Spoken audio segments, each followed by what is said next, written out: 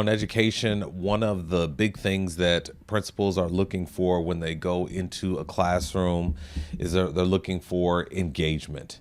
Engagement, engagement, engagement. And that's a word that we use a lot in education. We want to see students engaging in the lesson because that means that students have a better opportunity for success if they're engaged in the lesson. Very simple. It's not groundbreaking, not a groundbreaking revelation at all. But in my new book, I make this point. It's my new book that's coming out soon. I make this point about engagement. Engagement is a choice. Engagement is a choice made by students. It's a decision that students make. Do they want to engage in the lesson? Yes or no? It's completely a decision that's made by the students. Now, raise your hand. Raise your hand if you've, to prove this point, raise your hand if you've ever been involved in a professional development session that you simply checked out.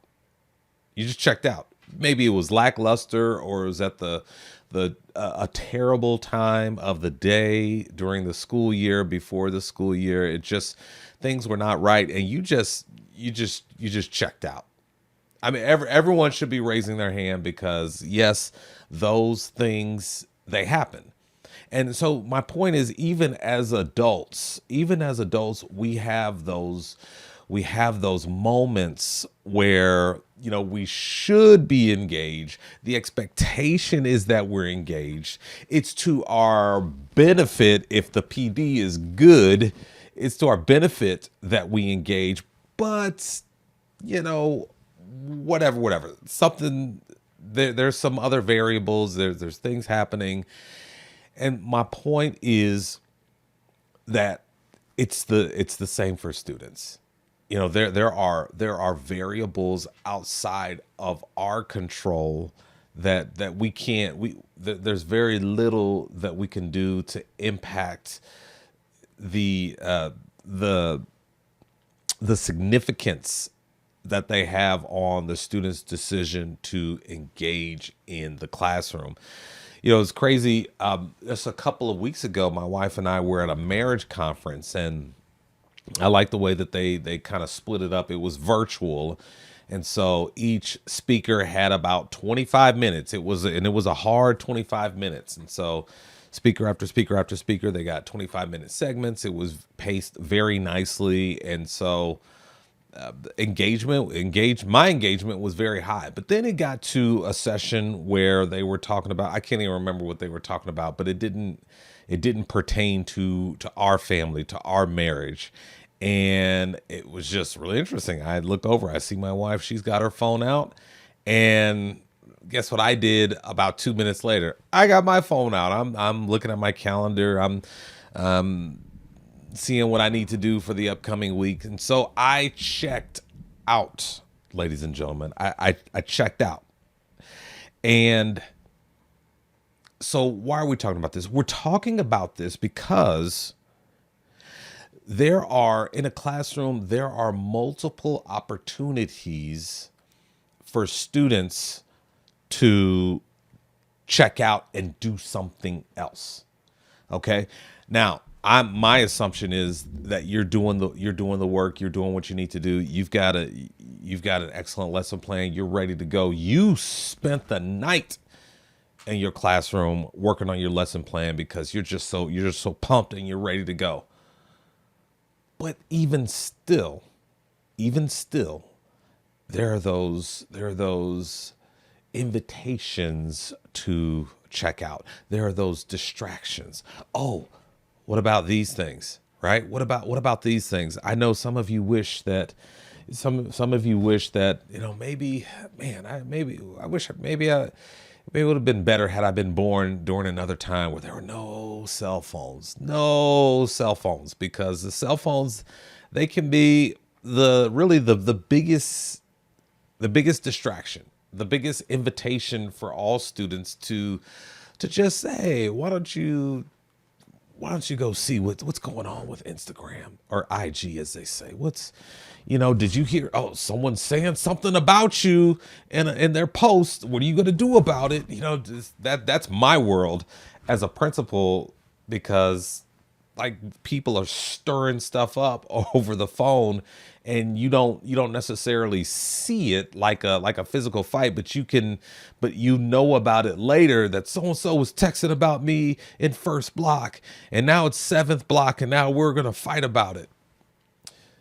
So there are multiple opportunities, multiple invitations to check out of the lesson and interrupt that decision to engage. Now, let me step back. Let me step back for a minute. And for those of you who are just joining us, I want to let you know, for a lot of you, this is just a reminder that, even though I'm not in the classroom, I will forever be a teacher. And I pride myself on never forgetting what that was like, being a teacher in the classroom. I love being a teacher, with building deeper relationships with students, challenging myself to help students learn and grow. But definitely there are, as we're talking about today, there are those challenges. And so when we talk about having high expectations for all students, that's what we've been talking about in previous episodes.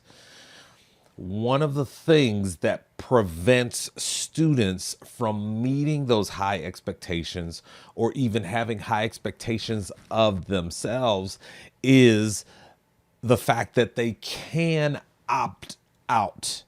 The fact that they can opt out. So they can choose not to, when they choose not to engage, they're choosing to opt out. They're choosing to opt out of the learning. They're choosing to opt out of the benefits of acquiring this new information. Now, we know what happens when they decide not to acquire that new information. If you don't acquire this new information at this part in the journey, you're not going to be able to acquire this new information down the road as you go through your journey. It's going to be very, very difficult to do that. And so it's to our benefit that we're having these conversations. So I am teacher friendly. I'll never forget what it was like to be a teacher. So I want you to know that, hey, I'm not some educational consultant, EdCon, coming in here and telling you, well, if they didn't learn it, you didn't teach it. Or, you know what your problem is? You don't build relationships with students. I know that's the first time you've ever heard anything like that, but you got to build relationships with students. No. I'm not doing that here. I don't want to disrespect you. I know that you're working hard with your students, but what I want to do today is I want to submit to you 3 tips to help give your students something else to think about and keep them engaged in the lesson. We don't want students opting out. So as leaders, I'm submitting this to you. As leaders, if things don't go as planned, we have to ask ourselves. We have to look at ourselves first, like and hold ourselves accountable. And we have to ask, well, okay, so I planned out this lesson. It didn't necessarily go as planned. I had a few opt-outs. Let me ask myself, is there anything else that I could have done to prevent or to compel those students to not opt out? And if after you've searched yourself, you've looked at the data, you've got a significant amount of students who opted in and who were successful, they're moving towards the mark. If the data is telling you that during your reflection as you're holding yourself accountable, then that's a cause to have a celebration. Okay. Again, Engagement is a choice, but it's our job. It's our job to give them a compelling reason to not opt out, stay engaged. It's our job to give them something to think about. It's our job to change their thinking. That's what leaders do. Leaders help people change the way that they think. And if we can get them to change the way that they think, then we could possibly change their decision making. That's where it comes in, ladies and gentlemen. So I want you to understand my heart and where I'm coming from, because it's ultimately when students, when they decide that they're going to check out, right? They're going to opt out. They want no part of it. What they're doing is they're planting seeds that they alone will reap they're going to reap the harvest. They're the ones making the decision, and they're the ones who are going to reap the harvest. Now, because you're a teacher, we got into this because we care about people. We don't want that for students. We really don't want that for students, regardless of, how much they challenge us. It can be frustrating. They may even be distracting the class. Now let me tell you this. Now that's one thing you just can't have. Students distracting the class. That's one thing you just cannot have.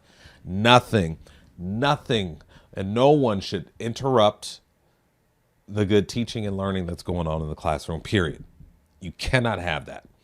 Now, more so, I'm speaking to the student who is just like, you can see it with their body language. They're opting out. They're not asking questions. They're not taking notes. They may go to the bathroom and they're gone for a good 20, 30 minutes.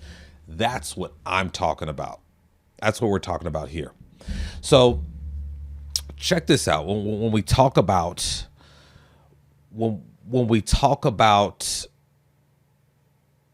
you understanding that engagement is a choice, and that there are those things that are going to happen outside of the classroom, those variables that we just don't have any control over. But what we can do is we can give them a compelling reason to engage. If you're doing that, you're fighting the good fight. Okay. It may or may not be successful, but you have to continue to try. And when you do that, again, that is a success. Steve Maraboli said this. He said, incredible change in your life. Let me back up and say this. Steve Maraboli said this. He said, incredible change happens in your life. There it is. When you decide to take control of what you do have power over, instead of craving control of what you don't. I think that's very powerful, because I know that there are some of you out there, it hurts you to think about your students and their future. If they don't get things turned around, if they don't make better decisions to engage in the lesson. And yeah, I get it. But what I don't want you to do is I don't want you to move yourself to the point of burning out, really stressing about things that you don't have control over. Now, again, what we can do, we can give them a compelling reason to engage, because there's a number of variables that we have control over, and we can encourage students to make better decisions, and we can give them something else to think about. Okay? Give them something else to think about. I love that quote. That's really good. Please keep that in mind for those if that speaks to you, if you are, because I remember when I was in the classroom, it was about February where I got to the point of burnout, because it just felt like, I'm working with the same students over and over and over again. I'm trying to get them to turn things around and make better decisions. And and engage and care about the why. Why come to school? So always remember and keep that in mind. Keep that quote in mind. Incredible change in your life happens when you decide to take control of what you do have the power over instead of craving control over what you don't. Your perspective is going to be improved, and you're going to be able to step back and see, well, perhaps there's things that I can do because you're the architect of your environment. Perhaps there's things that I can do in this atmosphere to compel a student to engage. All right. So I'm going to give you, because we don't want opt-outs, ladies and gentlemen. We don't want students opting out. So what we're going to do is we're going to learn from a gentleman. His name is Harry Timtim. He put up a LinkedIn article about opting out and how to help prevent, how to encourage students to not opt out. Let's call it that. We want to encourage students to not opt out. How do we build that within the environment in the classroom? And Harry Timtim, he used some tips from Teach Like a Champion. That's where that's his source there. But we're going to highlight him. And so I'm going to link his article in the description section so that we can look at that article in full. But what I'm going to do is I'm going to pull out a few of those tips and we're going to talk about them here. So check this out. He says this about opting out. This is basically a definition. No opt-out. No opt-out is about maintaining the expectation that every student must make an effort. Yes. Keep going. In a high-performing classroom, there is no room for opting out or muttering, I don't know, in response to a question. How many people have had that before? Yes. Yes. I don't know. This technique establishes a culture of active participation and discourages students from disengaging or avoiding responsibility. Now, I know some of you, I know some of you love that. Discourages students from disengaging. Remember, engagement is a choice. Or avoiding responsibility. Can I go to the bathroom for 30 minutes? All right, so let's go through these tips. Number one, you provide the answer, the student repeats it. So this is for a student. You're trying to get an answer out of a student.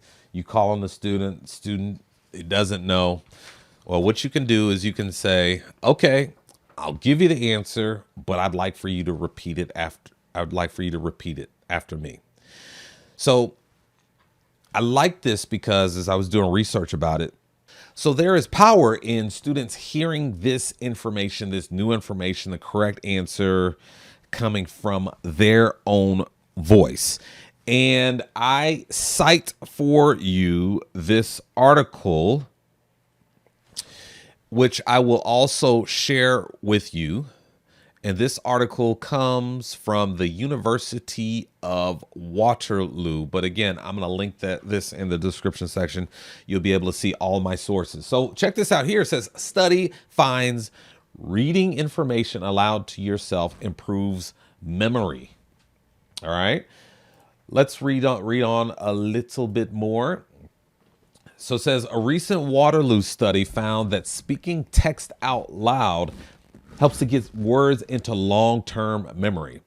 Dubbed the production effect, the study determined that it is the dual action of speaking and hearing oneself that has the most beneficial impact on memory. Let's take it just a little bit further. This study confirms what learning and memory benefit from active involvement. There it is, active involvement. Remember, ladies and gentlemen, engagement is a choice. What can we do to compel students to engage? No. Don't think about that cell phone. Don't think about that text that you just got. Stay with me. The study confirms that learning and memory benefit from active involvement, said Colin M. McLeod, a professor and chair of the Department of Psychology at Waterloo, who co-authored the study with the lead author, postdoctoral fellow Noah Forum. When we add an active measure or a production element to a word, that word becomes more distinct in long-term memory and hence more memorable. What do you think about that, ladies and gentlemen?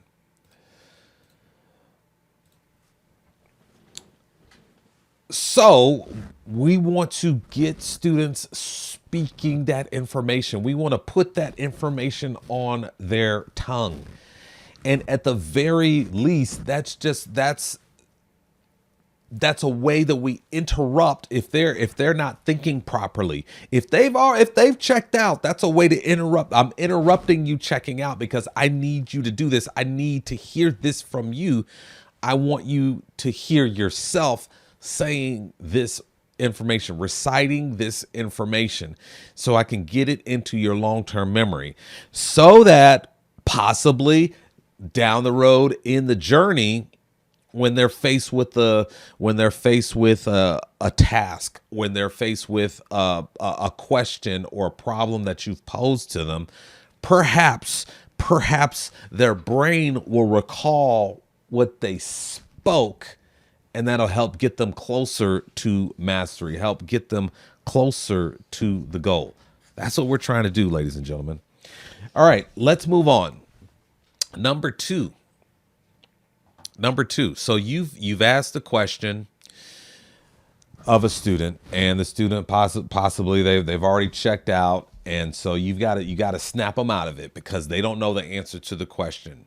So what you can do is you can have another student, and this can be so much fun. You can have another student provide a cue, and then the student who you initially asked, they can use that cue to find the answer. Now, this can be just a lot of fun. So for those of you who are familiar with college football, you know that when they get their plays in, they use some creativity in order to communicate the plays. Now, I'm gonna show you a quick video that talks about the creative ways that coaches use different cues to communicate the plays with their players. And I want you to think about, how can you use this in your classroom? I think this is just really interesting. So let's check this out. It all out in real time. We'll go there. So we've got the most interesting man in the world. Let's see how interesting that play is. It's a handoff to Jazz Hopkins. A mundane sweep to the left. They can do better than that. See who we're looking for next. This guy's got a tough job. He's got to rifle through that. The three amigos. The three amigos. Us with an us formation. On third down, Harnish stepping up, running for it. It has the first down and more. Cuts inside 30, 25 towards the 20. Inside the 10 and steps out at the 8-yard line. Okay, so you can see that, man, there's opportunity to have some fun with that, right? Wasn't that a lot of fun? And I submit that to you. I want you to think about how you can use your imagination to infuse something like that in your classroom. And when you have things like that in your classroom, it creates those memorable moments. And that's a key word there, memorable, because if you can create that experience and it's memorable, and as students are they're reviewing, they're trying to recall information, perhaps that memory will trigger in their brain a recollection of that information. Again, our goal is to interrupt that opting out. We want to interrupt that poor thinking. We want to give them something else to do, give them something else to think about, compel them to make a better decision to engage in the lesson. That's what we want to do. So I want you to think about that. How can you use something like that? Give them cues to help them find that answer. And how can you do it in a fun way and get other students involved? So we're building community, everyone is helping out, and we're also having fun, and we're creating those memorable moments as well. All right, so that's tip number 2. All right, tip number 3. Okay. Johnny is having a difficult time understanding the question, or perhaps the answer to the question, and perhaps maybe you're noticing that this is happening quite a bit. Like you're seeing that it appears that a lot of your students are perhaps struggling with this unit, or it's just a difficult stretch in the year. So what Mr. Tim says is, and this is from Teach Like a Champion, he submits to us that we give control to students. Give control to students. Now I like this because instead of opting out, thinking about what's going on with my phone, what's going on with my friends, what am I going to do, what am I going to eat for lunch, those different things that don't matter at that point in time. If we give them control, now you've got this responsibility of control. What are you going to do with it? I would tell my students, education is not a spectator sport. We are conditioned to sit and get as a society. Entertainment. You go to the movies, you go to a concert. You're just supposed to. You sit back. You receive the entertainment. You receive the service. We're conditioned that way. We're conditioned to sit and get very quickly things that come to us very quickly. We want to know the answer to something. We Google it. We very, very quickly give us that information. Give us that service. Give us that entertainment. We're conditioned to expect that.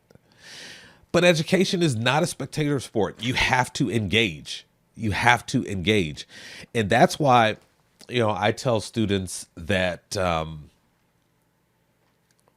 purpose of school is to pursue goals while navigating resistance along the way. Now, that is true for every class, no matter what the content is, no matter what the level. Students are pursuing goals, but they're also navigating resistance because it doesn't always come easily. There's going to be some challenges along the way. I was sitting in a college algebra class just yesterday, and the teacher had on the board a question, and it put me on the spot and asked me if I could solve the question. I looked at the question, and it was apple plus apple plus apple equals 10. Banana minus banana plus apple equals 3. I was thinking to myself, that's some new kind of math right there. I opt out. Thankfully, I've already graduated, so I'm opting out. I'm just stopping by and visiting. But when we help students understand that point, that it's about the pursuit of goals, setting goals, accomplishing goals, navigating resistance along the way, what we're doing is we're giving them a level of control and responsibility, because it's always going to be true. There's going to be an invitation to engage, and there's going to be an invitation to opt out. We want them to make the right decision. We want them to make the wise decision. Of course, the wise decision is to stay engaged, but we have to give them compelling reasons to do that. Here's another way that we can give control back to the students by receiving feedback from your students, actually talking to the students. Hey, how are things going? Do you have any questions, thoughts? What went well? What changes would you would you like to see in the class? Now, you're not promising anything, but it's a good thing to get feedback from your students. It's a good thing. I know many of us remember when we were in college, we had to rate our professor at the end of the class. But I think that there is value in getting that feedback from your students. If it's good faith feedback, you don't want feedback that says, "Oh, you give too much work in this class. It's too much homework." Like, come on now. We've got goals that we need to accomplish. But if you can get really good feedback from your students, that's another way to give control back to them. And then too, this is important, when you implement the feedback that they suggested, I want you to highlight it. That, hey, remember a couple weeks I sat down with a few of you and you gave me this feedback. Well, look at what we're doing today. We're going to change things up based on your feedback. And when they have that experience with the teacher, when they see that happen, they're going to think to themselves, "Oh, wow. Let me see what you're talking about here, because you took my feedback and you changed your lesson plan based on my advice. Well, let me straighten up my tie and listen to what you're saying here. Let me engage." All right. And then also I have this resource here, and I'm gonna link it so that you have it as well. But the title of this article by Bradley Lands is "There is More Than One Way to Demonstrate Mastery." So this is another way that we can give control back to the students by allowing them multiple opportunities to show that they hit the goal. And I'll just give you just a few of them because he's got quite a list here. First one, he says, create a story from a picture. Next, create a video, create a skit, write a poem or song, create a graphic organizer, write a journal entry, create a comic, conduct an experiment, design a product. And so there's just a number of ways that you can do this, and how this gives control back to students is it gives them the option. Do you want to do the typical test paper assessment, or do you want to step out and do something else? And that's going to be up to you. You're in control of that. I want you to lead that. I want you to manage that and make sure you get it done by the due date. That's going to be up to you. It's another way to give control to students. Okay, so we started out by talking about how engagement is a choice. It's a choice made by students, but it's our job as leaders in the classroom to give them a compelling reason to engage. But always there will be the opportunity to opt out of the lesson or engage in the lesson. So the student will always have that choice, but we want to give them a compelling reason to make a good decision to stay engaged in the lesson. We talked about 3 ways to compel students from opting out of the lesson, because if they opt out of the lesson, it's going to be very difficult for them to meet the high expectations that we have of them. So number 1, we talked about you provide the answer and then the student repeats the answer, because research says that it's good if they hear that information from their voice. And then we also talked about how we can create memorable moments in the classroom. If a student doesn't quite know the answer yet, we can have other students chip in, build community, and provide a cue for that student to help the student eventually land on the right answer. And the student's going to remember that moment, and they're going to associate that moment with the content. And it's my belief that during the assessment, when it's time to show mastery, that moment will be fresh in their mind. And then, next to that moment is the content. And then number 3, we talked about giving control back to the students. Well, if a student is opting out, we can give them something else to we give them a responsibility to steward, to occupy. And so that's going to help them stay engaged. And we talked about giving them multiple ways to show mastery. If they have control over that, that's going to compel them to engage. Ultimately, it's the student's decision to engage. But we as leaders, we never want to stop trying to find a way to compel students to make the right decision to engage in the lesson. Well, that's this episode of the Marvin Bird Show. I thank you so much for being here. And until we meet again, please don't forget that teachers are leaders.